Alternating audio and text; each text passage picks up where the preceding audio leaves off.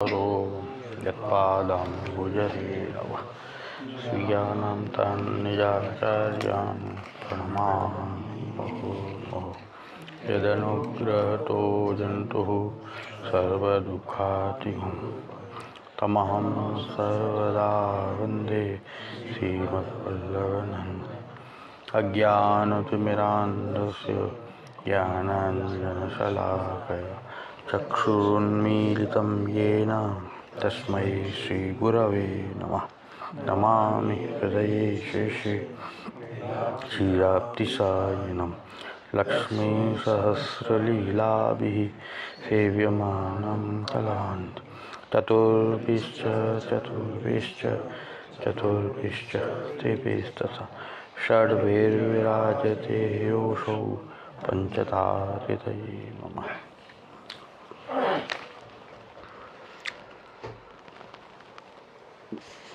पूरणमल की गांठी में द्रव्य बहुत હતો।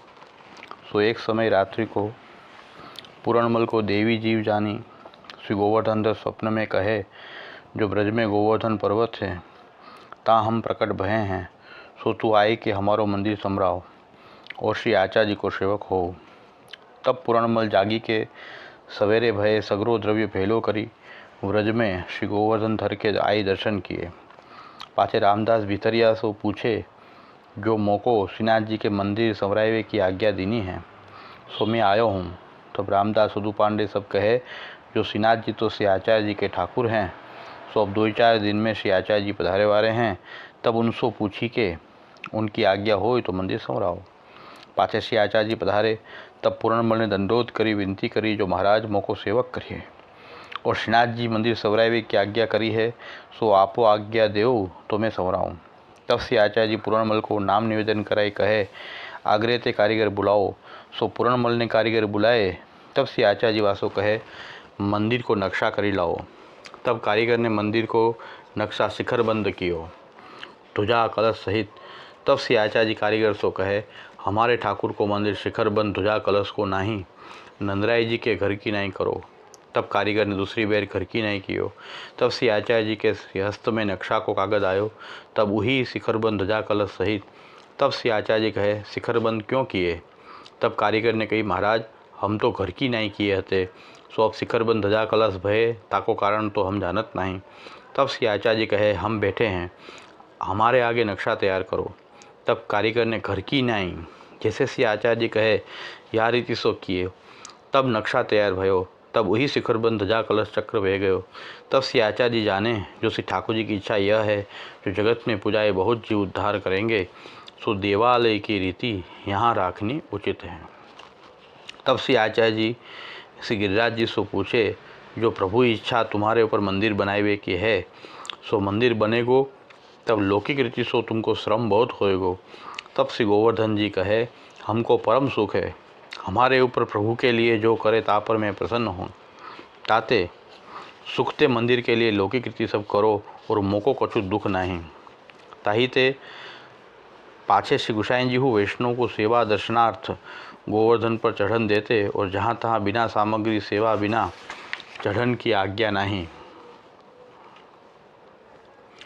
तब श्री आचार्य जी पूरणमल को आज्ञा देनी, जो बेगे मंदिर संवराओ। सो मंदिर की नींव खोदी, सो नींव भरी गई। इतने में पूरणमल को द्रव्य निघट गयो। तब पूरणमल कमाए को गए। भाव प्रकार, सो यह द्रव्य घट्योता को अभिप्राय यह है, जो पूरणमल के पिता को कमायो द्रव्य हतो, सो पिता की मरे पुत्र की सत्ता होए। ताते पूरणमल की सत्ता जानी के श्रीनाथ जी इंकार किए। परंतु लौकिक मनोरथ करी पिता द्रव्य कमायो हतो, ताते कार्य सिद्ध न भयो। और जो यही द्रव्य सो मंदिर बने, तो वित्तजा सेवा पूरणमल की सिद्ध न होए, ताते द्रव्य घट्यो। तब पूरणमल मंदिर की सेवा निमित्त कमाए को गए। या में ये जताए, वैष्णव को व्यापार करनो तो भगवत सेवा, गुरु सेवा, वैष्णव सेवा को मनोरथ करी करनो, तब ही द्रव्य सेवा सिद्ध होए। तब वित्तजा सेवा कही।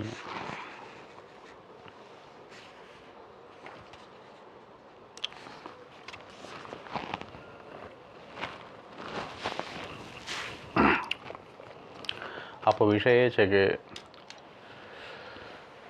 ભગવદ લીલા તો મહાપ્રભુજી એમ કહે છે કે કણ કણમાં ચાલે છે। કણ કણની અંદર ભગવદ લીલા ચાલી રહી છે. સર્ગ વિસર્ગ સ્થાન પોષણ ઉતિ મન્વંતર ઈશાનું કથા નિરોધ મુક્તિ આશ્રય. કારણ કે કણ કણ બ્રહ્માત્મક છે. બ્રહ્માત્મક કણ કણ હોવાથી એ કણ કણમાં આ 10 વિધ લીલાઓ એક એક કણમાં ચાલી રહી છે. પછી સજીવ હોય નિર્જીવ હોય કોઈ પણ, એ બધે જ ભગવદ લીલા ચાલી રહી છે. પણ ભગવદ લીલાનો અનુભવ થતો નથી કે દેખાતી નથી. અત્યારના જમાનામાં વિજ્ઞાન એટલું આગળ વધી ગયું છે કે હવે આપણે એમ ન કહી શકીએ જે દેખાય એ જ સાચું. ન દેખાતી વસ્તુ ઘણી હોય છે કે જે હોય છે પણ દેખાતી નથી. એના ઉપકરણ અલગ હોય છે જોવાના. જેમ શરીરની રચનાઓ જોવાના ઉપકરણો અલગ છે. એક્સરે ને MRI ને કેટલું ડેવલપમેન્ટ છે કે તમે ભાઈ એમાં આપણે દેખાતું ન હોય એટલે આપણે એમ માને કે ના ના એવું હું માનતો નથી કારણ કે મને દેખાતું નથી. પણ એ ઉપકરણોથી જોવામાં આવે તો ઘણી બધી વસ્તુ એવી છે કે તે દેખાય છે. તારાઓ આપણને દેખાય અવડાક નથી. પૃથ્વી કરતાં લાખો યોજન મોટા, પણ તારા દેખાય આવા ને આપણને એવું સ્ટાર જેવો આકૃતિ દેખાય પડે કે છે નહીં એવી આકૃતિ. તેને દૂર હોવાને કારણે એવું દેખાઈ રહ્યું છે. આપણે દેખાઈ રહ્યું છે કાંઈક પણ છે નહીં એવું. ઘણી બધી વસ્તુ એવી છે કે આપણે દેખતા હોય એ આંખની એક સીમા હોય. એમ ભગવદ લીલા કેવી રીતે દેખી શકાય? ભગવદ લીલા થઈ રહી છે નથી એમ તો ન કહી શકાય કારણ કે છે. ઘણી બધી લૌકિક વસ્તુ એવી છે કે જે દેખાતી નથી પણ છે, અનુભવમાં નથી આવતી છતાં પણ છે. એવી જ રીતે આ ભગવદ લીલા જે છે એ થઈ રહી છે પણ એવું કોઈ ઉપકરણ નથી, આપણી કોઈ એવી ઇન્દ્રિય નથી કે જે ભગવદ લીલાને ગ્રહણ કરી શકે. ભૌતિક રૂપના ઇન્દ્રિય ગ્રહણ કરી શકે, આંખ વગેરે, રૂપ રસ ગંધ સ્પર્શ આદિ જે ભૌતિક હોય તો સ્પર્શ એ અનુભવ કરી શકે. પણ અલૌકિક આધિદૈવિક જે સ્વરૂપ જે છે, આધિદૈવિક જે લીલા છે એને અનુભવ કરવા માટે આપણી જે આધિભૌતિક ઇન્દ્રિયો જે છે એ પર્યાપ્ત નથી. ઘણીવાર તો એમ છે કે આ નંબર આવી ગયા, ચશ્મા આવે છે, હોય પણ દેખાય નહીં, ક હોય ને ઠ વંચાય. તો આપણે એમ કહેશું કે ના મને તો આવું દેખાય એટલે આવું જ હોવું, પણ તમારે ચશ્મા લગાવવો પડે તો બરાબર વંચાય. હમણાં તો એક જણા એવું કીધું કે મને એવો રોગ છે, એવો રોગ છે કે જોઉં પછી બ્રેન જે છે એને એનાલાઇઝ કરવામાં સમય લગાડે છે. બધાને તરત જ થાય, મને વાર લાગે. એટલે 10 વાર જોઉં ને તો વસ્તુ મને મળે નહીં, ત્યાં નહીં આવે તો પછી 10મી વાર મળી જાય. કારણ કે બ્રેનને કોન્ટેક્ટ થતા વાર લાગે. આંખને જોઉં છું પણ મને દેખાય નહીં કે આ વસ્તુ ક્યાં છે. પડી હોય સામે પણ દેખાય નહીં. આંખ સારી છે, બધું સારી છે, છતાં બ્રેન જે છે એને મનમાં કાતર જોઈએ છે ને કાતર પડી છે પણ કાતરની લઉં 10 વાર એને જોઉં ત્યાં અડું પણ એમ કાતર આ જ છે એ સંદેશ જે મગજ ઓછો આપે, મોડું આપે. મોડું આપે ત્યાં સુધી કે સામે જ છે, અડો છો ને તમે કહો કાતર નથી મળતી, પાછી 2-4 ટ્રાય કરો તો મળી જાય. બ્રેન પાછું એટલી વારમાં આપણને તરત જ કોન્ટેક્ટ થઈ જાય કે આ કાતર છે, આવી કાતર. એ એનાલાઇઝ કરતાં એને 10 મિનિટ થાય, 5-10 મિનિટ થાય. બ્રેન એવો રોગ છે હવે કે ન્યુરોનને એવા રોગ છે, ન્યુરોનો. પછી છાપું વાંચનું તો આપણને બધા અક્ષર આમ દેખાય કે મને અક્ષર ભેગા દેખાય એટલે અલગ અલગ અર્થ થાય. એ નહીં છાપવું, મારો અલગ અર્થ અલગ થાય કે મને અક્ષર બીજા પડી જાય અને મને બીજું વંચાય. તો આવો એક રોગ છે. તો આપણે એમ કહીએ કે દેખાય જ સાચું પણ એને દેખાઈ રહ્યું છે એ સાચું નથી. કારણ કે રોગને કારણે એનું આગળ પાછળનું ભેગું થઈ જાય. પેરેગ્રાફની વચ્ચે જે 2 શબ્દો વચ્ચે જગ્યા હોય, ઘણી વાર શબ્દની જગ્યા ન દેખાય, શબ્દો ભેગો દેખાય. તો કાંઈક ને કાંઈક અર્થ થાય ને, કાંઈકનો અર્થ કાંઈક ને કાંઈક થાય. એટલે હું છાપું વાંચું, બીજે છાપું વાંચે, બેમાં એક ને એક વસ્તુ તો હું અલગ વાંચું, એ અલગ તો અત્યારે આપણે એમ કહીએ છીએ કે આંખથી દેખાય એ જ સાચું. એવું નથી. ઘણી બધી વસ્તુ છે અનુભવમાં નથી આવતી કારણ કે એ માટે સ્પેશિયલ ઉપકરણ જોઈએ. એમ મહાપ્રભુજી કહે છે કે ભગવદ લીલા ચાલી રહી છે, સામાન્ય ભૌતિક વસ્તુ નથી દેખાતી. ભગવદ લીલાને તમે એમ ના કેમ પાડી શકો કે નથી? ભગવદ લીલા મહાપ્રભુજી કહે છે મને તો કણ કણમાં દેખાઈ રહી છે. કણ કણ કૃષ્ણ લીલા જ છે, કણ કણમાં. પછી આપણે તો ઠાકોરજીના ભગવત સ્વરૂપમાં એક જોવામાં કેન્દ્રિત કરવું હોય તો એ તકલીફ પડે છે કે તોય આપણને ઠાકોરજી એમ લાગે આ તો પિત્તરના હશે ને આપણે ખોટો ટાઈમ બગાડતા હશું, આ તો પિત્તરના છે ને. તો ઠાકોરજીના સ્વરૂપમાં આપણને જોવામાં બહુ આપણને ભાવ સ્થિર કરવો પડે કે આ ઠાકોરજી સાક્ષાત છે. ઘણીવાર આપણું મને એમ કહેતું કે હવે આ પિત્તરના હશે ને આપણો કંઈ ખોટો આ ઠાકોરજી માનીને આપણે કદાચ સમય બરબાદ કરતા હશું. આપણે નહીં તો બીજાને લાગતું એવું કે આ શું તમે આ એક મૂર્તિની પાછળ સવારથી સાંજ સુધી આ શું કરો છો એમ. બીજા કદાચ આપણને કદાચ તો બીજા લોકોને ન થતું હોય. એટલે મહાપ્રભુજી આજ્ઞા કરી કે ભાઈ આની માટે એક ઉપકરણ જોઈએ. ભગવદ લીલા સમજવા માટે 4 ઉપકરણ મહાપ્રભુજી આપ્યા. એ જ પુષ્ટિ માર્ગનો સિદ્ધાંત છે. ભગવદ લીલાની અનુભૂતિ એ પુષ્ટિ માર્ગ છે. એને સમજવા માટે મહાપ્રભુજીએ 4 ઉપકરણ આપ્યા: શરણાગતિ, સમર્પણ, સેવા અને ભક્તિ. આ એંગલથી જોશો તો ભગવદ લીલા દેખાશે, નહીં તો નહીં દેખાય. આમાં આ ચશ્મા લગાવવો પડે: શરણાગતિનો, સમર્પણનો, સેવાનો, ભક્તિનો. એટલે આપણે પહેલાં શરણાગતિની ચર્ચા કરી રહ્યા છીએ કે શરણાગતિમાં વિવેક, ધૈર્ય અને આશ્રય, એના દ્વારા ભગવદ લીલાની અનુભૂતિ થઈ શકે. પણ કઠિન છે. બધી વસ્તુ મહાપ્રભુ જાણે છે કે જીવ માટે આ બધા ઉપાયો કઠિન છે. વિવેકનો, ધૈર્યનો, આશ્રયનો બધું કઠિન છે. મહાપ્રભુજી મહાકારુણિકો વિભુ છે. બહુ અઘરી બાબત છે વિવેક, ધૈર્ય, આશ્રય. એટલે જીવનમાં એક જ આ પહેલો સિદ્ધાંત, પુષ્ટિમાર્ગનો પાયો વિવેક, ધૈર્ય, આશ્રય. પણ આપણે લાગે કે વિવેક, ધૈર્ય, આશ્રય સહેલું છે. એ તો થાય તો ખબર પડે, ધુલાડી દે. દુઃખોની આમ આવે ત્યારે આમ ધ્રુજી જાય ને, કારણ કે સહેલું નથી. તો પછી ભગવદ લીલાને આગળ જે બાબતો જે છે એ તો લીલા રસને મગ્ન રહે કે સર્વાત્મ ભાવ, એ તો પુષ્ટિમાર્ગની શરૂઆત જ એટલી કઠિન છે. બધા કે પુષ્ટિમાર્ગની સંખ્યા કેમ વધતી નથી? આમાં વધે કેવી રીતે? વિવેક, ધૈર્ય અને આશ્રય જે પાયો છે એ એટલું બધું ઊંચું સ્ટેપ છે આખું. અને એ સ્ટેપમાં આપણે જો સ્થિર થઈ જાય, મને તો એવું લાગે છે કે વિવેક, ધૈર્ય, આશ્રય ખાલી આવી જાય ને બસ આ જીવન આપણું કરતા જ થઈ જાય. એટલું થઈ જાય તો સેવા અને સમર્પણ ને તો બહુ આગળની બાબત છે. પણ વિવેક, ધૈર્ય, આશ્રય પણ જો જીવનમાં આવે છે તો એ શ્રી મહાપ્રભુજીની કૃપા વિના તો એ પણ શક્ય નથી એવું લાગે. પણ છતાં મહાપ્રભુજી મહાકારુણિક છે. મહાપ્રભુજી એવા આચાર્ય છે કે સમજે છે કે આપણી શું પ્રોબ્લેમ છે. મને એવું લાગે કે મહાપ્રભુજી જે છે એ પોતાનું લેવલ નથી વિચારવાનું, સામેનાની શું પ્રોબ્લેમ છે એ બધી સમજે છે. વિવેક, ધૈર્ય, બોધ કરી દો ન કરો તમે. વૈરાગી લોકો શું કે તમે સંસારીઓને એવું હોય, અમે વૈરાગી. એ વૈરાગી સંસારીની પીડા એ સમજે નહીં. ભાઈ આમાં રહ્યો તો ખબર પડે. તમે તો બધું છોડીને કે હવે અમને નહીં તુચ્છ ગણે કે સંસાર બધા તું તમે સંસારી છો, ગ્રસ્થાશ્રમી છો, અમે બધા વૈરાગી છે. વૈરાગી જે છે, વૈરાગી ગુરુ હોય ને, આ તકલીફ મોટા ભાગે એવું છે કે વૈરાગી ગુરુ હોય અને ચેલા બધા સંસારી હોય, શિષ્યો. શિષ્યના પ્રોબ્લેમ વાળો વૈરાગી સમજી ન શકે. શિષ્યના જે પ્રોબ્લેમ હોય વૈરાગી કેમ સમજે? એટલે આવું આપણે મહાપ્રભુજી એવા આચાર્ય છે કે આપણા બધા પ્રોબ્લેમ મને એમ લાગે મહાપ્રભુજી સમજે છે. આમ તો અંતર્યામી છે, સાક્ષાત કૃષ્ણનો મુખારવિંદ, એ બધી વાત તો છે. પણ છતાં પણ એવા આચાર્ય તરીકે એ આપણી પીડાને સમજે છે કે તમે વિવેક પર ચાલવા માંગો પણ તમે વિવેક કેવી રીતે કેળવી શકો? આ વિવેક અસ્તુ હરિ સર્વમ નિજેચ્છા તો કરશે. જે કાંઈ પણ થાય છે ભગવદ ઈચ્છાથી થઈ રહ્યું છે એ બહુ કઠિન છે. મનને સમજાવવું બહુ કઠિન છે. આપણે બુદ્ધિ સમજતી હોય પાછું આપણું બુદ્ધિમાં ઠસાવવું, અહંકારમાં આવવું એ કઠિન થઈ જાય છે. વિવેક અસ્તુ હરિ સર્વમ નિજેચ્છા તો કરી શકે. એટલે મહાપ્રભુજી કહે છે, એટલે શ્રી મહાપ્રભુજીએ સિદ્ધાંત પણ બતાવ્યો, સાથે સાથે તમે ધીરે ધીરે આ માર્ગ ઉપર કેવી રીતે આગળ વધીને ત્યાં સુધી પહોંચી શકો એના 4 સ્ટેપ પણ બતાવી દીધી. એ સ્ટેપ બહુ મહત્વના છે.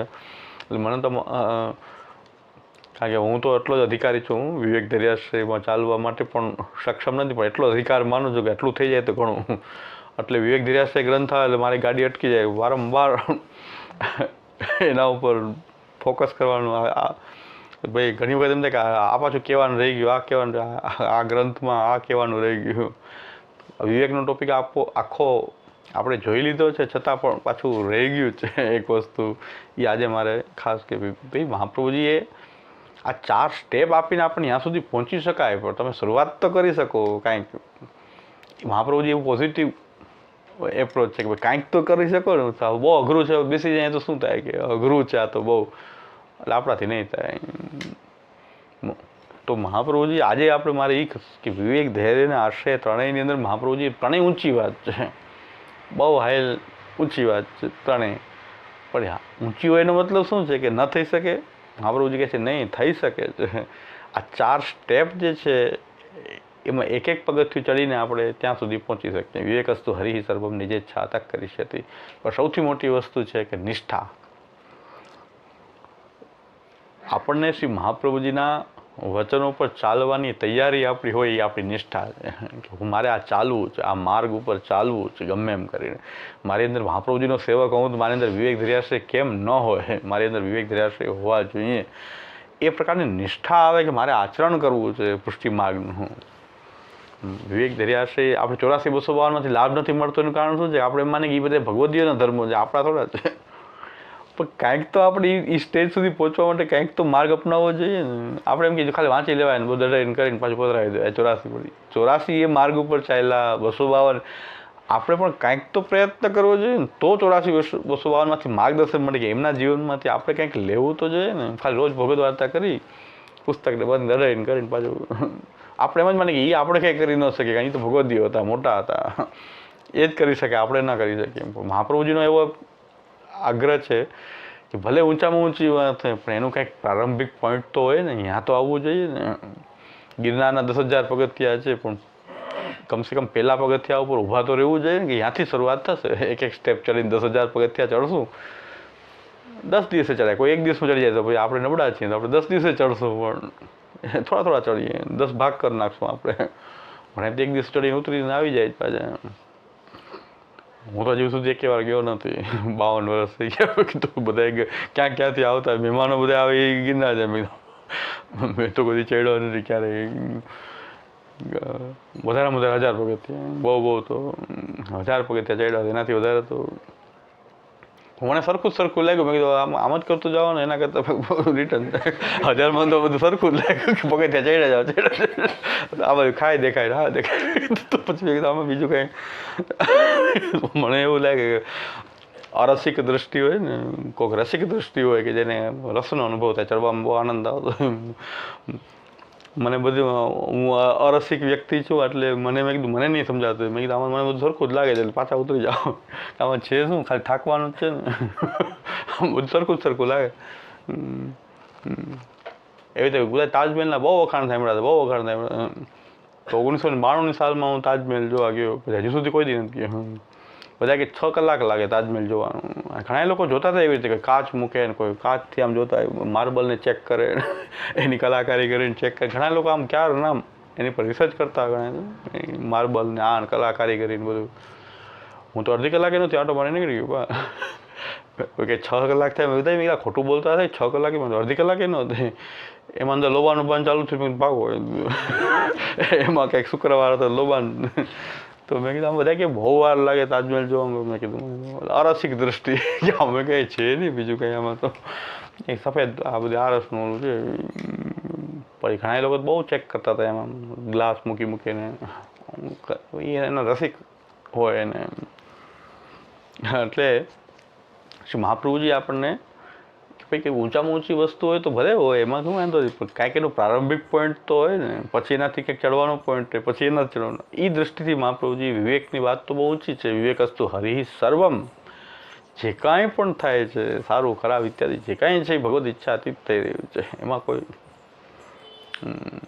બધું જ ભગવદ ઈચ્છાથી થઈ રહ્યું છે. એવું આપણા જીવનમાં આચરણમાં આવી જવું કે આપણે બધે એમ જ દેખાય નહીં, બધું ઠાકોર છે, બધું ભગવદ ઈચ્છાથી થયું.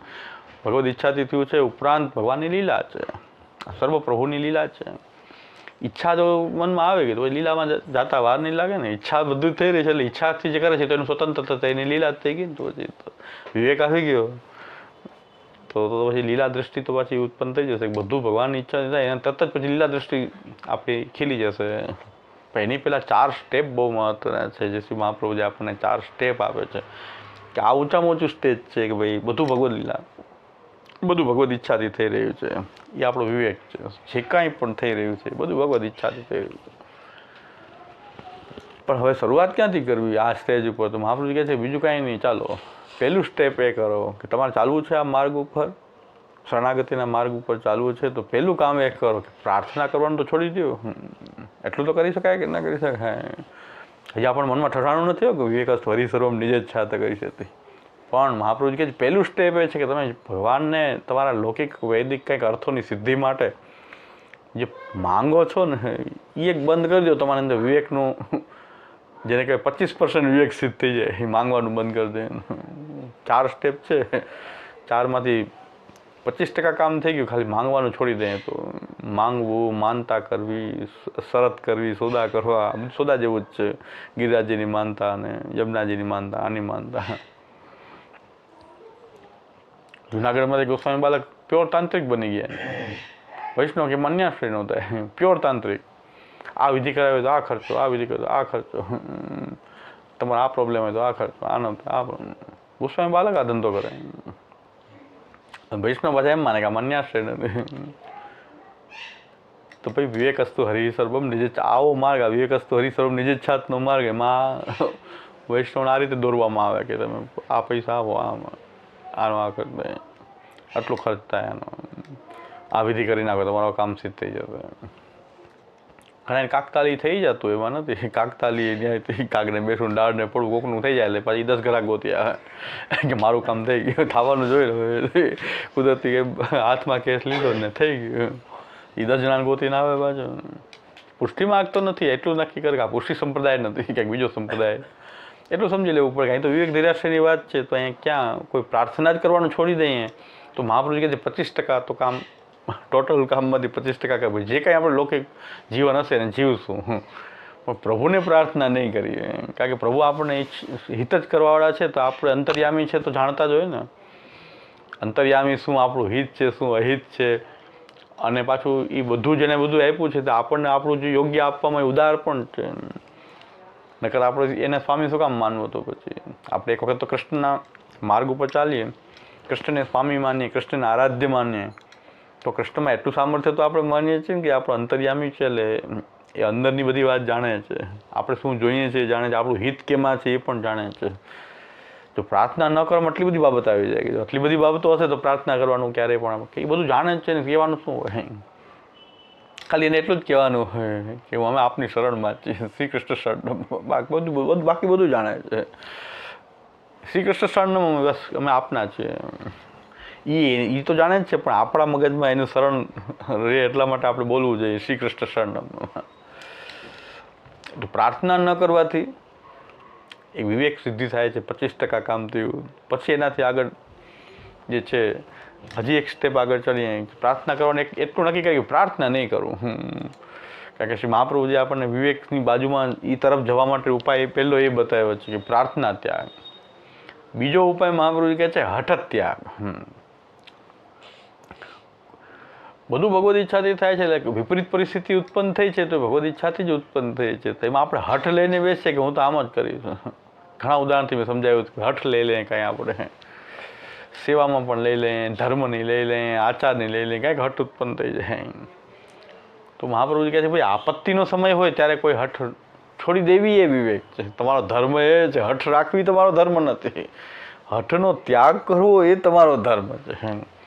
ગોસ્વામી બાળકો ઠાકોરજી લઈ લઈને, મોગલોનું આક્રમણ થયું, ઠાકોરજી લઈ લઈને કેટલી જગ્યાએ ભટકા, ઘર બહાર કાંઈ નહોતું ને આ ઠાકોરજીને કમસે કમ ઠાકોરજીને બચાવીને એ નીકળી ગયા. તો ત્યારે એવી હઠ રાખી હોત તો ઠાકોરજીને શ્રમ થાત ને. મોગલોનું આક્રમણ હવે અમે જાશું નહીં તો ઠાકોરજીને શ્રમ થાત. ઠાકોરજી મૂર્તિઓ ખંડિત કરતા હતા, ઠાકોરજીને આપણા સ્વરૂપોને ખંડિત કરવા. ને તો બાળકોએ શું કર્યું? કોઈ સેફ રસ્તો એ છે કે આપત ગત્યાધિકારીએ શું હઠસ ત્યાજસ્ય સર્વતા. અત્યારે આપત્તિ આવી છે તો હવે હઠનો ત્યાગ કરવો છે. અત્યારે હું અમે તો નહીં, ભગવાન રક્ષા કરે જ, કેમ ના કરે, એવી હઠ આપણે નથી રાખતા. ઠાકોરજીની રક્ષા આપણે કરી રહ્યા છીએ. ઠાકોરજી આપણા સ્વરૂપની આપણે ઠાકોરજીની રક્ષા આપણે કરતા આવ્યા છે. એટલે શ્રીનાથજીને લઈ લઈને કેટલું ભટકા, ખાલી શ્રીનાથજીના સ્વરૂપને પધરાવીને બધું છોડીને. બહુ મોટો શ્રમ થયો છે. આપણો ઇતિહાસ જોઈએ તો ઠાકોરજીની રક્ષા માટે બધું ઘર બહાર ખુલ્લું મૂકીને ભાગવું પડ્યું છે. અને સિંધમાંથી કેટલા વૈષ્ણવ એવી રીતે ભારતમાં આવ્યા. જ્યારે ભારત પાકિસ્તાન થયું ત્યારે પણ ઘણા વૈષ્ણવ, એની આખી એક સોસાયટી મેં કાનપુરમાં જોઈએ, એ બધા જ સિંધમાંથી આવેલા વૈષ્ણવ, એની આખી સોસાયટી છે કાનપુરમાં, કૃષ્ણનગર. બધા જાતિ ભાગેલા છે. બધા ઠાકોરજી લઈ લઈને ઘર બહાર બધું છોડીને આપત ગત્યાધિકારીએ શું હઠસ ત્યાજસ્ય સર્વતા. કોઈ આપત્તિ ઉત્પન્ન થઈ ત્યારે હઠ રાખીએ કોઈ, તો એ હઠનો ત્યાગ કરવો એ પણ વિવેક છે. કારણ કે તમે ભગવદ ઈચ્છાનો સ્વીકાર કરી રહ્યા છો ને કે ભગવાનની ઈચ્છા છે, એટલા વિપરીત પરિસ્થિતિ આવી છે. તો પછી વિવેક અસ્તુ હરિ સર્વમ નિજચ્છાત કરી છે પ્રભુએ કરેલી છે તો આપણે એમાં હઠ શું કે આપણી હઠ શું ચાલવાની છે? પ્રભુની ઈચ્છા એવી છે, એની સામે આપણે આપણી હઠ ચલાવીએ તો આપદગત્યાદિ કાર્ય શું હઠસ્ત્યાજ્યશ્ચ સર્વથા. તો એ વિવેકનું બીજું સ્ટેપ છે ભાઈ, આપત્તિમાં હઠ છોડી દેવી જોઈએ. કોઈ પણ પ્રકારની હઠ, રાગ ભોગ શૃંગારની ઘણા હઠ પકડી લે. ભાઈ આપણી પરિસ્થિતિ નથી ને હવે આપણે એવી રાગ ભોગ શૃંગારની હઠ પકડી લઈએ તો પણ આપણે શરીરથી ન બને ને આપણે કોઈ હઠ પકડીએ તો સેવા જ છૂટી જાય. શાસ્ત્રમાં એમ કીધું છે કે કોઈ પણ વસ્તુનો સંસ્કાર કેટલો કરાય કે ભાઈ દ્રવ્યનો નાશ ન થાય ત્યાં સુધી.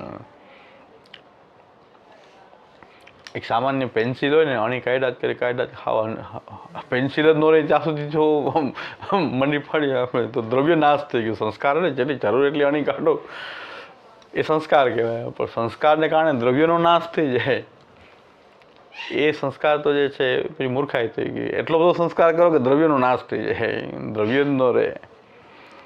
સંસ્કાર કરવો જોઈએ પણ દ્રવ્ય ન થવો જોઈએ, દ્રવ્યનો નાશ થઈ જાય એટલું બધું ખેંચી લેવું કે જેમ કે આચાર વિચાર આપણે ત્યાં સેવાના અંગ છે પણ સેવા જ છૂટી જાય એટલો બધો આચાર આપણે જડ બનાવી દો કે સેવા જ છૂટી જાય તો શું કહ્યું તમે? દ્રવ્ય નાશ કરી દીધો. સંસ્કારને કારણે રાગભોગ શૃંગાર સેવાના અંગ હતા પણ સેવા જ છોડી દેવી પડે રાગભોગ શૃંગારને કારણે.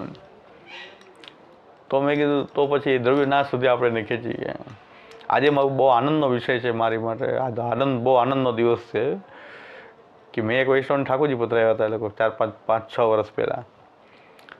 એવી બીમારીમાં સપડાઈ ગયા કે એને ડેન્ગ્યુ થઈ ગયો અને દાખલ કરવાનો કોઈ સેવા ઘરમાં કરે નહીં. આજે ઠાકોરજી લઈને આવી ગયા કે હવે ઠાકોરજી સેવા નહીં થાય કે મારી એકદમ શારીરિક પરિસ્થિતિ આવી થઈ ગઈ છે, હોસ્પિટલમાં રહેવું પડ્યું.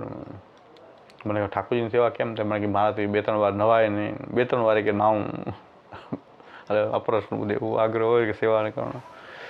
મેં કીધું એક જ વાર નાવું અને એકવાર ઠાકોરજીને જગાવી અને જે કાંઈ ભોગ તૈયાર હોય ભોગ ધરીને ઠાકોર જ્યાં સુધી તમારી તબિયત આવી છે ત્યાં સુધી આટલી સેવા તમારાથી થઈ શકે તો આનંદથી કરો. મને કે એટલું થઈ શકે છે, બીજું શૃંગાર ન કરો કાંઈ, ત્યાં જ જગાવો ને ત્યાં જ પોડાવી દો અને જે કાંઈ ભોગ ધરવાનું છે એક વખતમાં એ ધરી દો. જ્યાં સુધી તમારી તબિયત આવી હોય ત્યાં સુધી આવું કરો. અત્યારે હઠ રાખો હું બધી સેવા કરું એ શક્ય નથી. ઠાકોરજી પધરાવા એના કરતાં તમે જે બને એ કરો અત્યારે તમારી માટે એ ઠીક છે. તો હોંશે કે તો ઠાકોરજી તો છોડવા જ નથી તો બી પધરાવી જાઓ. જે બને એ કરો ને પાછું જ્યારે સ્વસ્થ થઈ જાય તો પાછા જેમ તમે આનંદથી પ્રભુની સેવા લેવી હશે તો આના આપદગત્યાધિકારી શું આ વિવેક ન હોય તો શું થાય? ઠાકોરજી પધરાવા આવી ગયા હવે ઠાકોરજી શ્રમ થાય કે હવે મારે કેમ કોઈ તૈયાર નથી સેવા કરવા અને હવે હું તો કરું આ રીતે કંઈ કરી શકું નહીં તો શ્રમ થાય ઠાકોરજીને એટલે હું પધરાવી દઉં. ઠાકોર તબિયત આટલી બધી ખરાબ હતી તો પણ એ નાહીને પોતાની રીતે સેવા કરતા પણ જેમ કરતા એ બધો પ્રકાર કરવા જતા હવે એ પોતે જ થાકી ગયા કે હવે મારાથી થતું નથી અને બધો પ્રકાર નભાવવાનો. મેં કીધું નહીં તમારે એક જ વાર નાહો અને એ વખતે જ ઠાકોરજીને જગાવીને એક જ વાર ભોગ જે કાંઈ ધરવું હોય ધરીને પુરાડી દો ઠાકોરજી. અત્યારે એવું પ્રકાર રાખો તો તમે કમસે કમ ઠાકોરજી છોડવા નહીં પડે. તો આજે પાછા પધરાવી ગયા તો હું છેલ્લે સુધી સેવા કરી. હવે કે હું આ તો પછી આ તો કે આ આપે પધરાવ્યા હતા ને એ રીતે નભે નહીં બધું તો પછી પાછા પધરાવી દઉં, આપણે જ પાછા પધરાવી દઉં. મેં નહીં, પાછા તમારી ઉપર ઠાકોરજી પધરાવે છે, તમે સેવા જેવી બને એવી સેવા તમે કરો. મેં કીધું અમારા ઠાકોરજીની સેવા થતી ને આ સ્વરૂપને બધાને હું ક્યાં સેવા કરવાનો છું? મને તો ખબર છે ને હું કેવી સેવા કરું છું તો મને હું જાણતો હોઉં ને તો મેં કીધું આ સ્વરૂપની વિશે શું સેવા હું શું કરવાનું? તમે કાંઈક તો કરશો, હું તો એટલી નહીં કરી શકું કારણ કે અમારા ઠાકોરજીને જેમ તેમ કરીને થાય છે. આપણે બિરાજે એની જેમ જેમ કીધું આ બધા પધરાવીને કરું છું તો પાછા પધરાય તો બહુ આનંદ થયો મને કે હું હવે આ રીતે તો હું છેલ્લે સુધી કરીશ. મેં પાછું સરખું થઈ જાય પાછું ટૂંકો પ્રકાર ચાલુ ન રાખતા હતા. આપદગત્યા પાછું હઠ ત્યાં જ સર્વ થા પાછો એનો દુરાગ્રહ ઉત્પન્ન થઈ જાય કે હવે તમે આ સહેલું થઈ ગઈ જ કરું. વૃદ્ધાવસ્થા છે, 70-71 વર્ષ છે, તમારી વૃદ્ધાવસ્થા છે, કોઈ સહાયતા નથી અને તમારી તબિયત અત્યારે એકદમ મેં હાલત એની જોઈ તો એની હાલત એવી છે કે ન થઈ શકે. સ્વસ્થતા થઈ જશે પ્રભુ કૃપાથી જો થઈ જાય સ્વસ્થતા તો આનંદથી પાછી તમે સેવા પહેલાં કરતા એમ કરજો. અત્યારે થોડોક ટૂંકાવામાં કાંઈ વાંધો નથી. તો આનંદ, મને બહુ આનંદ થયો કે હવે તો હું એટલા ખુશ થયા કે હવે તો છેલ્લે સુધી હું સેવા કરી હતી. હવે તો કોઈ દિવસ સેવા આમાં શું કે આપણે જો ઊભા થઈને નાહવું તો છે જ, ઠાકોર જગાવીને જારીજી ભરીને ભોગ ધરીને. તો મેં તો એને મેં કીધું આમાં મહાપ્રભુજી નિમિત્ત બનાવે તો આવું કોઈ સેવાથી વિમુખ ન થાય, એના માટે જો નિમિત્ત બનાવે એનાથી આનંદનો વિષય તો વલ્લભકુલમાં રહેવાનું જન્મવાનું સામર્થ્ય એ સાફલ્ય એટલું જ છે કે ભગવત સેવાથી કોઈ દૂર ન ભાગે કે વિમુખ ન થાય. એટલે વિવેક દરિયાશ્રયમાં મહાપ્રભુજી કહે છે કે ભાઈ આપત્તિ આવે તમે હઠ કોઈ પણ પકડો છો ત્યારે તમે ભગવત લીલાની સામે તમારો અહંકાર લગાડો છો. આપત્તિમાં હઠ પકડીએ આપણે કોઈ તો આપણે અહંકારને વધારે પ્રધાનતાને પોષણ કરી રહ્યા છીએ ભગવત લીલાની સામે. ભગવત લીલાને જ જોતા કે ભગવાન આ વિપરીત પરિસ્થિતિ એની લીલા છે, એમાં તમે તમારો અહંકાર કે નહીં હું તો ગમે મરી જઈશ પણ આમ નહીં કરું. પણ ઠાકોરજી ખાઈ તમને મારવા માટે કોઈ લીલા નથી કરતા. તમે શા માટે મરી રહ્યા ખોટે ખોટા મરી શું કામ જવું?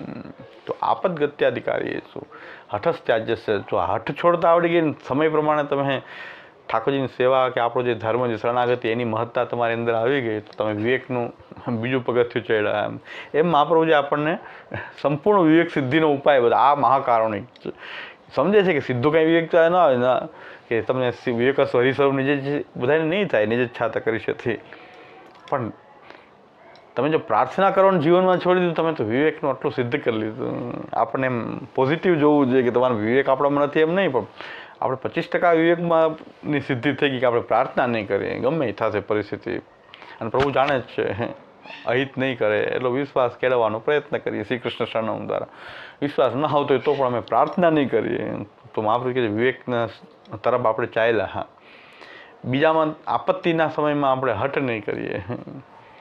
હઠનો જો છોડતા આવડી ગઈ આપણને આપત્તિના સમયમાં કોઈ આપણે હઠ કરીએ એ ઠીક નથી. તો આપત ગત્યાથી કાર્ય શું હઠસ ત્યાજ્યશ્ચ, હઠ છોડી દેવી આપત્તિના સમયમાં. તો વિવેકની 50% આવી ગયું. હજી આગળ મહાપ્રભુ કહે છે કે પ્રાર્થના ત્યાગ, હઠ ત્યાગ. શું છે આગળનું સ્ટેપ?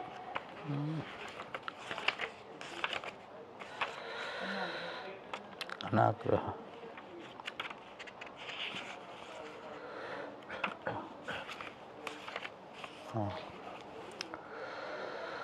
પ્રાર્થના છે અભિમાનનો ત્યાગ પેલો એ ભૂલાઈ જાય છે. અભિમાન ત્યાગ પછી હઠ ત્યાગ. અભિમાન એટલે અભિમાન આપણને ઠાકોરજીનું આપણા સ્વામી જે છે એનું અભિમાન આપણને હોવું જોઈએ. આ ગ્રહથી થયું, આ કાલથી થયું, કોઈના કરવાથી થયું, આ જમીન ખરાબ હતી ને વાસ્તુ દોષ હતો, આ બધા પ્રકારના અભિમાન આપણે ધારણ કરી રહ્યા છીએ ખોટા. આનું મોઢું જોયું લાવું થયું ને આ સુકન આવું હતું લાવું થયું ને આના કારણે આ થયું ને આના ભગવદ લીલા ભૂલી ગયા, ભગવદ ઈચ્છા ભૂલી ગયા ને આપણે બીજા બધી પ્રધાનતા ઉત્પન્ન કરી. વાસ્તુ દોષ છે ને આ દોષ છે, આના કારણે થયું ને આના કારણે થઈ ગયું. આમ તો નહીં થઈ ગયું હોય, આના કારણે ન થઈ ગયું હોય. એક વૈષ્ણવ હમણાં કહેતા હતા કે મેં ઠાકોરજીનું બહુ મોટું સ્વરૂપ ધારેલું એટલે તો આ બધું દુઃખ નહીં આવતું હોય કે ઠાકોરજી મોટું સ્વરૂપ નાનું સ્વરૂપ શું કે આવડા સ્વરૂપ આપણા ઘરમાં ન કોઈ બિરાજે એવડું મોટું કે મેં સિદ્ધ કરાયું સ્વરૂપ ગોર્ધનનાથજી. મેં કીધું ઠાકોરજીનું સ્વરૂપ છે, ઠાકોરજી છે મોટા નાનાથી શું, એ તો વિરાટ છે. એ તો બહુ વિરાટ, આ તો બહુ નાનું કહેવાય સ્વરૂપ. તો વિરાટ રૂપ જો તો બહુ નાનું છે. અને અવળાક બાલકૃષ્ણજીના સમય એના સંબંધો બહુ મોટા છે અને એનું એક વિરાટ રૂપ છે તો આ તો બહુ નાના છે. પણ એને દુઃખને આને શું સંબંધ? ભગવાન દુઃખ આપે આપણને. ઠાકોરજી મોટા તમે સેવા કરવા માટે પધાર્યા છે તો કંઈ ઠાકોરજી દુઃખ આપશે? દુઃખનું કારણ કે ઠાકોરજી છે. આ ખોટું અભિમાન આપણને કે આવા મનમાં શંકા કુશંકાઓ ખોટા અભિમાન ઉત્પન્ન થાય છે. કોઈ કાલને, કોઈ કર્મોને, કોઈ વળગાડ, કોઈ ભૂત, કોઈ પ્રેત, કોઈ પિશાચ, ઘણા બધા આપણા બધા અભિમાનો ઉત્પન્ન કરવામાં આવતા હોય. પણ એક જ અભિમાન હોવું જોઈએ કે બધું પ્રભુ છે, સર્વ સામર્થ્યવાન છે, સૌથી મોટા છે, એ મારા સ્વામી છે, એ અભિમાન હોવું જોઈએ. પોતાના પુરુષાર્થનું કે પ્રારબ્ધનું એ પણ નહીં. પુરુષાર્થ હું આમ સિદ્ધ કરી લઉં, શું સિદ્ધ કરી લે આપણે? એક ક્ષણ જીવી ન શકીએ તો સીધું કરી લે. તો કંઈક ભગવત ઈચ્છા હોય તો સિદ્ધ થાય, બાકી તો તમે શું કરી લે? તો અભિમાન જે છે પ્રભુ આપણા સ્વામી છે એના સિવાયના બધા અભિમાનો જે છે એ છોડી દેવા જોઈએ. તો પણ વિવેક આવશે કે સ્વામી તો કોઈ આપણું સ્વામી જે છે કોઈ અહિત તો નહીં જ કરે. કોઈ પતિ હોય તો એ પત્નીને વિશ્વાસ હોય છે ને પતિમાં કે આપણું અહિત નહીં કરે, તો વિશ્વાસ હોય છે. તો એટલે તો આપણા પિતા હોય તો આપણને વિશ્વાસ હોય કે ભાઈ પિતા આપણું અહિત તો ન કરે, આપણી માટે જ કામ, એ કોઈ અહિત થોડું કરશે. મિત્રનો વિશ્વાસ હોય કે મિત્ર આપણું અહિત થોડું કરે, કરતા હોય ઘણા તો, પણ છતાં આપણો વિશ્વાસ હોય. એ તો પછી ઘણા વર્ષ પછી ખબર પડે કે આ તો આપણો દુશ્મન હતો. તો એ તો પછી ખબર પડે આપણો વિશ્વાસ કેટલો દ્રઢ હોય. તો પ્રભુને આપણે એટલે પણ પોતાના શ્રદ્ધ નથી માનતા, પોતાના સ્વામીને આપણે એટલો પણ વિશ્વાસ આપણા સ્વામીમાં આપણને નથી જેટલો લૌકિક પુરુષોમાં હોય છે કે લૌકિક વ્યક્તિઓમાં હોય છે. એટલો વિશ્વાસ પણ આપણને ઠાકોરજીમાં નથી હોતો. કમસે કમ એટલી કક્ષાનો રાખીએ તો ઘણું. બીજા જે આપણા પરિવારના સભ્યો હોય એના ઉપર જે વિશ્વાસ હોય એવું ભગવાન જેને આપણે સ્વામી માન્યા છે, તો અભિમાન એનું આપણે રાખીએ કે આપણા સ્વામી છે. એના સિવાયના અભિમાનો જે છે એ આપણે છોડી દઈએ તો પણ આપણે વિવેકની તરફ આગળ તો એક સ્ટેપ વધ્યા છે. પછી હઠનો ત્યાગ કરીએ અને છેલ્લે અનાગ્રહ. અનાગ્રહ બહુ જરૂરી છે.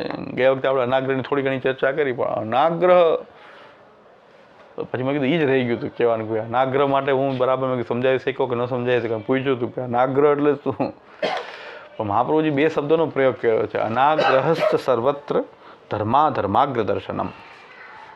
આ 2 વસ્તુ સાથે છે, અનાગ્રહ અને ધર્માગ્ર દર્શનમ. એ બેનો બહુ સુંદર સંબંધ છે.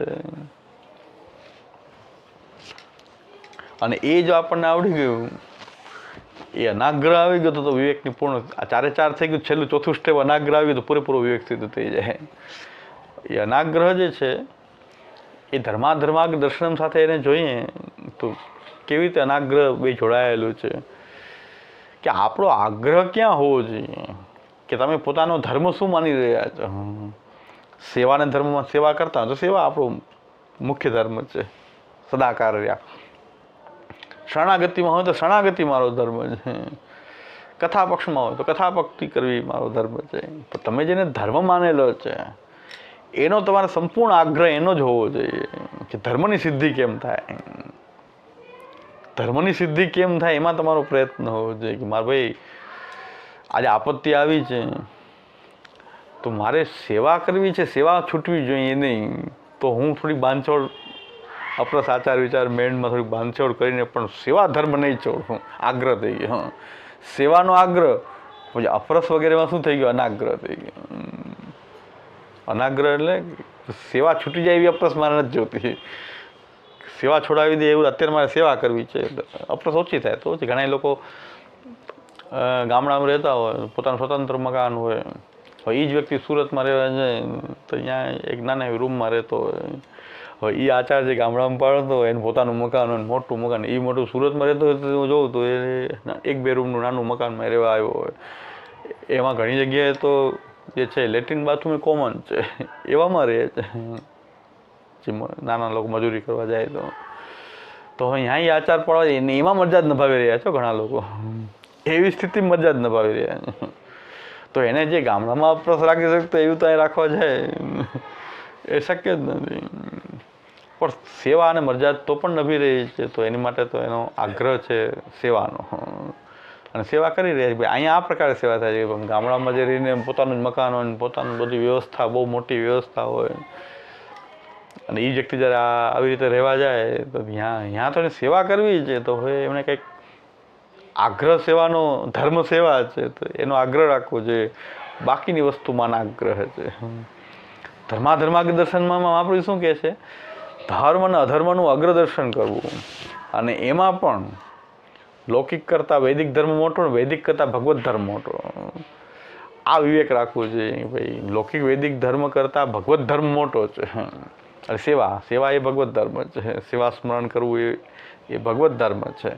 અને લૌકિક વૈદિક ધર્મો એક લૌકિક ધર્મ હોય જે શાસ્ત્રમાં, લૌકિક શાસ્ત્રોમાં બતાવેલા ધર્મ, વર્ણાશ્રમ વગેરે, અને એક વૈદિક ધર્મ હોય જે વેદમાં બતાવેલો આચાર વગેરે જે છે, યજ્ઞ વગેરે.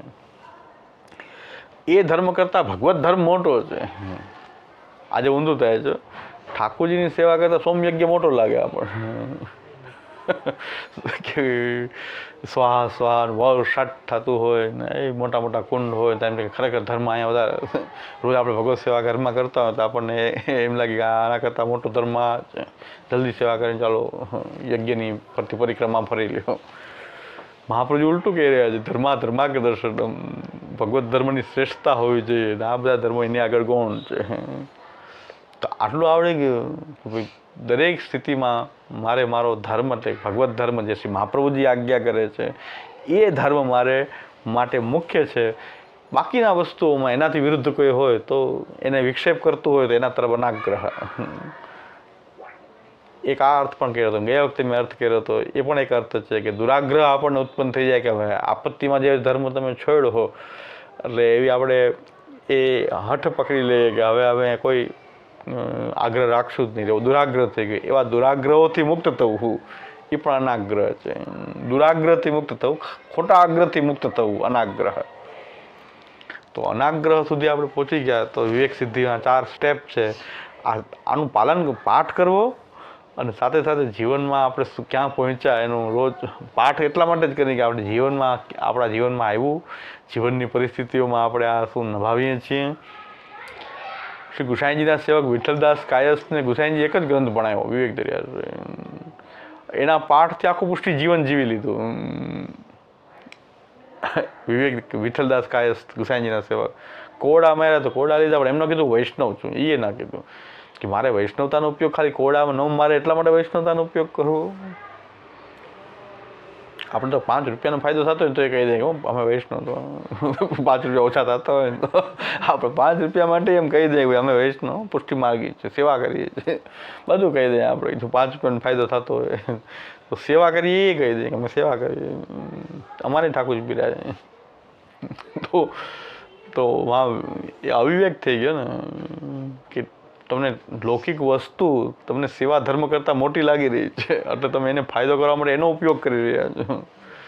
તો ધર્મા કે દર્શનમ ન થયું તો તમે તો સાવ એના કરતાં ધર્મની વાત જ નહીં, તમે લૌકિક વસ્તુ માટે ધર્મને મૂકી રહ્યા છો. તો આ 4 સ્ટેપ બહુ સુંદર મહાપ્રભુજી આપેલા છે કે ભાઈ ડાયરેક્ટ કોઈ વિવેક સિદ્ધ ન થાય, રોજ પાઠ કરવો જોઈએ. પછી રોજ આપણા જીવનમાં 4માંથી ક્યાં પહોંચ્યા, પ્રાર્થના ત્યાગ, પછી અભિમાન ત્યાગ, ભગવાન સિવાયનું અભિમાન આપણી અંદર છે એ અભિમાનોનો ત્યાગ, પછી હઠનો આપત્તિઓમાં આપણે હઠવાળી વાતો કરતા હોય હઠનો ત્યાગ, છેલ્લે ધર્મની આપણી મુખ્યતા. પુષ્ટિ ધર્મ મહાપ્રભુજીના સેવક છીએ તો પુષ્ટિ ધર્મની મુખ્યતા, પુષ્ટિ સિદ્ધાંતની મુખ્યતા, પુષ્ટિ સિદ્ધાંતની મુખ્યતા. બાકી તરફ આપણો અનાગ્રહ, સિદ્ધાંત નભવો જોઈએ. પુષ્ટિમાર્ગી વૈષ્ણવ ક્યારે પ્રભુને એમ ન કે દુઃખ દૂર કરો, પુષ્ટિમાર્ગી વૈષ્ણવ પ્રભુને એમ વિજ્ઞપ્તિ કરે છે કે ભલે દુઃખ ગમે એટલું આવે પણ આપનો આશ્રય ન છૂટે. આ પુષ્ટિમાર્ગી વૈષ્ણવ એમ ન કે દુઃખ દૂર કરો, એમ કે દુઃખ આવે એનો વાંધો નથી પણ આશ્રય ન છૂટી જાય, અમારો આશ્રય ભગવદ આશ્રય ન છૂટે, અન્યાશ્રય ન થાય. બસ તો એ મંજૂર છે, દુઃખ મંજૂર છે પણ અન્યાશ્રય મંજૂર નથી. એ પુષ્ટિ માર્ગની વિશેષતા છે. આપણે એ આપણો પુષ્ટિ ધર્મ છે શ્રી મહાપ્રભુજીનો. તો આપણો વિવેક પછી ધૈર્ય તરફ, ધૈર્ય તેનાથી પછી અઘરી બાબત છે કે ધૈર્યનું સ્વરૂપ મહાપ્રભુજી શું બતાવે છે, ત્રિદુઃખ સહનમ ધૈર્યમ આમૃતે હે, મરણ પર્યંત જેટલા પણ દુઃખો આવે ને સહન કરવા. એ તો થાય જ નહીં ને, દુઃખને સહન કરવું એ જ મોટી તકલીફ છે. દુઃખ સહન થતું જ નથી આપણને, દુઃખ આવ્યા વગર રહેતું નથી. કોઈને પણ દુઃખી ન હોય એવો તો કોઈ વ્યક્તિ મળશે જ નહીં કે દુઃખ આવ્યા વગર રહે નહીં, કારણ કે દુઃખાલય છે આખું ને એમાં તમે સુખને શોધતા હો ક્યાંથી મળે. સુખ તો પ્રભુમાં રહેલું છે ને આપણે વસ્તુમાં શોધી રહ્યા છીએ. ઠાકોરજીમાં આનંદનો સાગર છે, આનંદ કી નિધિ નંદકુમાર. એને આપણે સુખ શોધતા હોય જ્યાં દુઃખોના સાગરમાં સુખ શોધતા હોય તો દુઃખ જ હાથમાં આવે.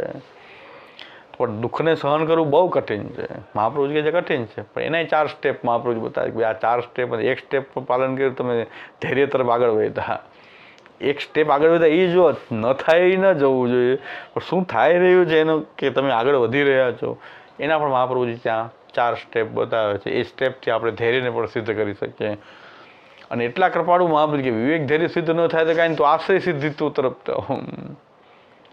અને પાછી એમાં પણ એમ કહે કે આશ્રય પણ ન થઈ શકતો હોય તો તમારાથી ન થઈ શકતું હોય તો અશક્ય હરિ રહેવાસી સર્વમાશ્રય તો ભવે.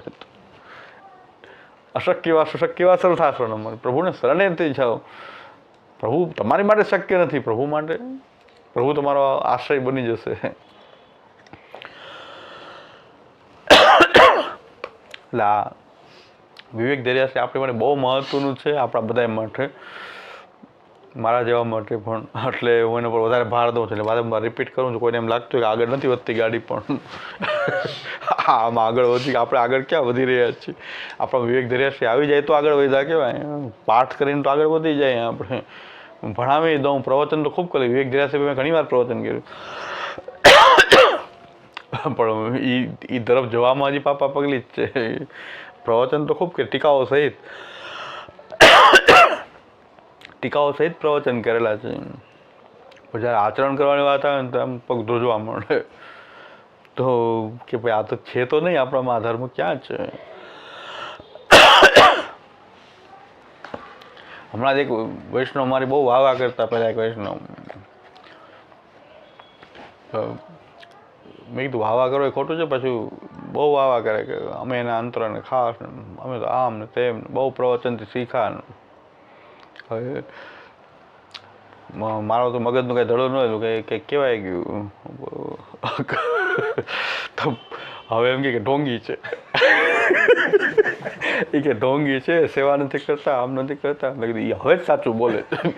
વાવા હતી ખોટી, હવે સાચું બોલે. ઢોંગી જ છીએ, કારણ કે વિવેક ધૈર્ય છે, પ્રવચન કે વિવેક ધૈર્ય છે તો નહીં. સેવા કરે, પણ સેવાની જે સ્વરૂપ છે પ્રભુને સુખ થાય એવું તો કંઈ કરતા નથી.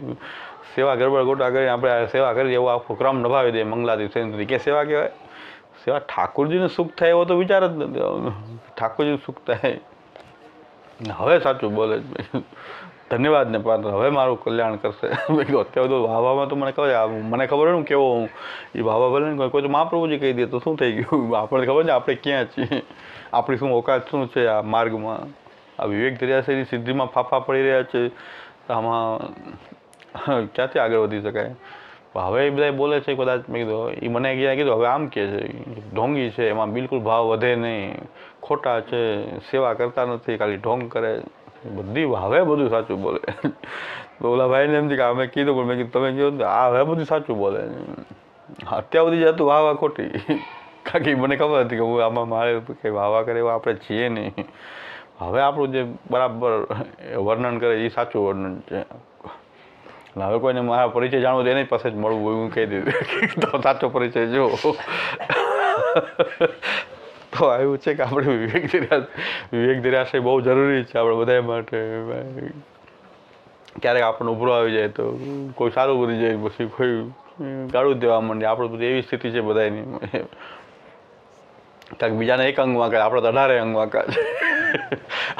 બોલતી લગે ઊંટ બધા કે તારા એક અંગ પડતું, આપણે તો 18 અંગ વાંકા છે. એટલે વિવેક ધૈર્ય થઈ જાય તો આપણું કલ્યાણ થઈ જાય. મહાપ્રભુજીનો માર્ગ તો બહુ જન્મ લાગશે તો ઘણા, પણ આટલું થઈ જાય તો ઘણું છે એવું લાગે. એટલે આનાથી આગળ ન હોતું એમ નથી કહેતો, પણ આપણે આટલું થઈ જાય તો એમ કે આનંદ મનાવવા જેવું છે કે ભાઈ આપણે કંઈક પુષ્ટિ માર્ગમાં છીએ એવું લાગે. વિવેક ધૈર્ય ન હોય તો પુષ્ટિ માર્ગમાં છીએ એવું લાગે જ નહીં. કે મહાપ્રભુ તો પાયો કે એ જ નથી આપણી અંદર, એ ધર્મો જ નથી. પણ કંઈક પ્રાર્થના છોડી છે એવું લાગે તો આપણે હા કંઈક વિવેક તરફ આગળ તો થોડાક વધ્યા છીએ ને. આપણે ઠાકોરજી સિવાય અન્ય દેવી દેવતા પાસે કંઈ યાચના નથી કરતા, પ્રાર્થના નથી કરતા, તો કંઈક આપણે ઠાકોરજી પાસે નથી કરતા કંઈક પ્રાર્થના. મેં કીધું કાંઈ એક તો શ્રમ આપીએ, એક આપણે બિરાજે, શ્રમ લે, પાછું માંગીને ઓર શ્રમ દેવો, આટલો તો ઓછો કરવો. સુખ ન વિચારી શકે તો કાંઈ નહીં, પણ શ્રમ વધારે તો ન દે. ઠાકોરજી બિરાજે એનો દુરુપયોગ કરીને પાછા એમ કે થોડીક સેવા કરી નથી, વધારે 10 ગણું માંગી લે. કમ તો પ્રાર્થના કરવા મને એવું લાગે આ તો સાવ કોઈ વ્યક્તિનો દુરુપયોગ જ કરીએ આપણે જો આ રીતે. એટલે અતિ સરળ વ્યક્તિનો દુરુપયોગ તો બહુ થાય, અને એકદમ પાવરમાં રહે ને એનો દુરુપયોગ કોઈ ન કરે, પણ સરળતા જેમ રાખો જીવનમાં એમ દુરુપયોગ તો બહુ થાય. એમ પ્રભુ સરળતા રાખી રહ્યા છે એનો દુરુપયોગ, કારણ કે મેં અનુભવ કરેલો દુરુપયોગનો. અને આમ 2 કલાક બાળકો પાસે બેવું પડે, 5 મિનિટ ટનપસ માટે મળે ને, આમ 2-4 ખવાસને 2-4 વાર કેવડાવવું પડે ને 5 મિનિટ મળે ને, ખરેખર એમ થઈ જાય કે ધન્ય થઈ ગયા. ને આપણે બેલ મારીને આપણે ખોલી દઈએ છીએ.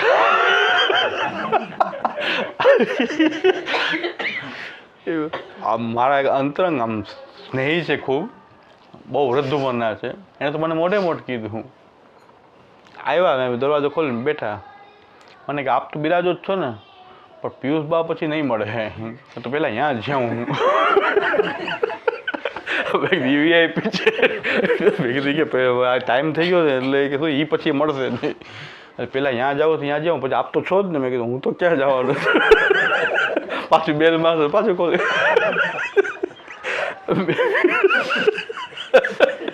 મેં કીધું આવ્યા શું પેલા યાદ જે અહીંયા પછી વિચાર આવ્યો કે અહીંયા ટાઈમ બગાડી તો બંધ થઈ જશે, પાછા એ નહીં મળે.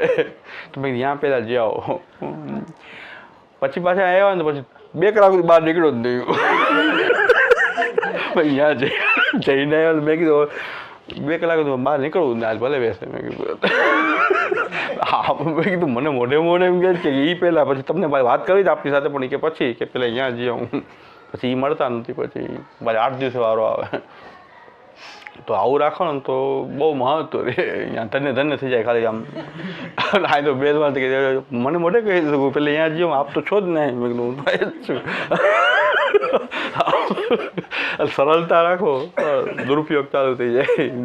માણસો દુરુપયોગ જ કરે પછી. એટલે એમાં પ્રભુની શું આપણા જવાને જ આવું અનુભવ થતો, તો ઠાકોરજીને તો આપણા ઘરે બિરાજેલા, આપણે એક તો કાંઈ સેવાય ન કરવી, શ્રમ દેવો ને પાછું માંગીને ઓર પરિશ્રમ આપવો. તો કમસે કમ માંગીએ નહીં તો ઠાકોરજીને એટલો સુખનો વિચાર તો આપણે કર્યો, જેમ 2% 5%. તો પ્રાર્થિત એ વાત તક્કીમ છે આજે એટલું પણ આવી ગયું, કંઈક વિવેક તો કહેવાય. ઠાકોરજી એમ લાગે નહીં કંઈક વિવેકી છે. આ તો માંગવા માંડે, લૌકિક વસ્તુ માંગી રહ્યા છે. રાસ પંચાધ્યાયમાં ગોપીજનોને પણ ઠાકોરજી એમ કીધું કે લૌકિક વિષયોનું જો ધ્યાન કરવામાં આવશે તો જન્મ નિશ્ચિત છે, જન્મનો અંતરાય નિશ્ચિત છે. કારણ કે આ વિષયોનું જે ધ્યાન છે એ તો તમને પાછા જન્મની ગેરંટી છે. તમે વિષયોનું ચિંતન કરી રહ્યા છો તો એ પાછો જન્મ થવાનો જ છે, કારણ કે એમાં તમારું મન રહે છે. તો વિષયોનું ધ્યાન તો તમને જન્મ તરફ લઈ જાય છે પાછો. અને મારું ચિંતન જે છે એ તો સીધું બધા જ બંધનો છોડી અને બધા મન વગેરેનો પણ નાશ થઈને કેવલ આત્માથી તમે મારી સાથે જોડાઈ જશો, એટલું મારી નજીક આવી જશો, મારું ચિંતન ચાલુ રહેશે. એટલે ભગવાન કહે છે હું અંતર ધ્યાન થયો છું. તમારું ચિંતન સતત મારામાં રહેશે, તમારું બધું જ તમારું મન પણ તમારું ચિંતન સતત મારું કરી રહ્યા, તમારું મન વગેરે પણ નાશ થઈ ગયું. તો મન વગેરે જે બધાને ભટકવાનું જે છે અંતરાય બધા આપોઆપ એ દૂર થઈ જાય મારામાં ચિંતન કરવાથી. વિષયોનું ધ્યાન થાય ને તો થોડીક વાર સેવા કરીને બાકી વિષયોનું ધ્યાનમાં મગ્ન રહે તો જન્મ નિશ્ચિત છે. કે મારું જેનું ચિંતન ચાલુ રહે સતત, મારુંમાં ધ્યાન સતત રહે, મારામાં જ મનવાળા થઈ જાઓ તમે, એ મારા અંતર ધ્યાન થવાથી તમને આ સિદ્ધિ પ્રાપ્ત થઈ ગઈ છે. એટલે તમે મને જ પ્રાપ્ત થશો, મારાથી દૂર તમે જઈ શકો જ નહીં, કારણ કે તમે એટલા બધા તન્મય થઈ ગયા મારામાં. મહાપ્રભુ એટલે જ કહે છે માનસીસા પરામતા. માનસીસા પરામતા એટલે જ કહે છે કે મારા મન જોઈએ તો મારા તો આત્માથી તમે કેવલ મારો જ અનુભવ કરશો. આ તમારા બધા જે વારંવાર દેહ મન છે એના કારણે તમારે વારંવાર જન્મ લેવો પડે વગેરે બધા અંતઃકરણની એ બધું જ નષ્ટ થઈ જશે મારા ધ્યાનને કારણે. કારણ કે મારામાં ચિત્ત લાગ્યું એટલે જેમ અગ્નિ પાસે સંપર્ક થતાં જ બધું બળીને થઈ જાય, એમ તમારા મન વગેરે પણ બધા ભગવત રૂપ આત્મા રૂપ થઈ જાય, સચ્ચિદાનંદ થઈ જાય મારામાં જોડાવાથી, કેવલ મારા ધ્યાનથી. મારામાં ચિંતન કર્યા, મારું જ ચિંતન તમે સતત ચાલુ રાખ્યું, તો હવે તમારું મન બીજે ક્યાંય ન જાય. તેનો મતલબ કે હવે નિશ્ચિત મને જ પ્રાપ્ત થશે એ ગેરંટી. આપણામાં હવે આપણે નક્કી કરી લેવાનું, વિષયો આપણો જો ચિંતન કરતા રહેશું તો જન્મ નિશ્ચિત છે. અને પ્રભુ જો આપણા ધ્યાનમાં સતત પ્રભુ વિષય કંઈક તે કંઈક જો આપણું ચિંતન પ્રભુમાં રહ્યું તો નિશ્ચય આપણને ઠાકોરજીની સેવા જ મળશે, ભક્તિ જ મળશે, પુનઃ પણ પાછી ભગવત સન્મુખતા જ પ્રાપ્ત થશે. એટલે કમસે કમ લૌકિક વસ્તુ તો ન માંગીએ. ઠાકોરજી અપેક્ષા રાખે છે કે તમે મારી પાસે આવીને પછી પાછું લૌકિક વસ્તુ માંગી રહ્યા છો, આનાથી હીનતા બીજી શું હોઈ શકે. એટલું ન કરે તો આપણે એમ લાગે નહીં પુષ્ટિ માર્ગમાં છીએ કે ભાઈ બીજું ગમે એ થાય માંગશું તો નહીં, કારણ કે હવે આટલું તો કૃપા કરી રહ્યા છે. તો આ તો ઓલા જેવું થાય કે આપણે ગમે ત્યારે મળીએ તો એમ કે પહેલાં અહીંયા મળીએ, હું આપતો અહીં છો ને, પછી ઓલા તો 8 દિવસે મળશે. તો 8 દિવસની એટલી બધી વેલ્યુ આપણે ગમે ત્યારે તો એની વેલ્યુ પછી 2-3 કલાક બહાર ન નીકળો, આજ તો એને બરાબર કે હા આપણે ક્યાંક છીએ. મેં કીધું કે એમ તો કંઈ થોડા એના જ ભાઈ છીએ ને. મેં કીધું પિયુષ ભાઈ એ તમને આખો દી બેહાડે 8 દી બેહાડે તો આપણે કમસે કમ 3 કલાક તો 2-3 કલાક તો મેં કીધું મળવું હોય તો બહાર નીકળવું જ નથી. પછી કે મને કે બહુ વાર લાગી 3 કલાક બેસવું પડ્યું ને, મને કે બહુ વાર લાગી આપને. મેં કીધું ભાઈ અમારે કીધું કંઈ કામકાજ તો હોય ને, તો કે કામકાજમાં લાગી ગયા તો કાંઈ કામ તો હોય કે થોડુંક ઓલરેડી તમે કહો ત્યારે હાજર જ થઈ જાઉં. મેં કીધું અમારે કંઈ કામકાજ હોય એટલે મેં લાગી ગયો તો કંઈ કામમાં. તો મને કે બહુ વાર લાગી. પાછું એમ કે 8 દિવસ વાળું ન અહીંયા 3 કલાક બેવું પડે કે બહુ વાર લાગી, આટલી બધી કેમ વાર લાગી. એટલે હા, સરળતાનો દુરુપયોગ તો બહુ જ થાય. તો ભગવાન સરળતા રાખી એનો આપણે દુરુપયોગ તો કમસે કમ ન કરીએ. આપણને કેટલું ખરાબ લાગે છે. આત્મન પ્રતિકૂલાની પરેશાન ન સમાચરે.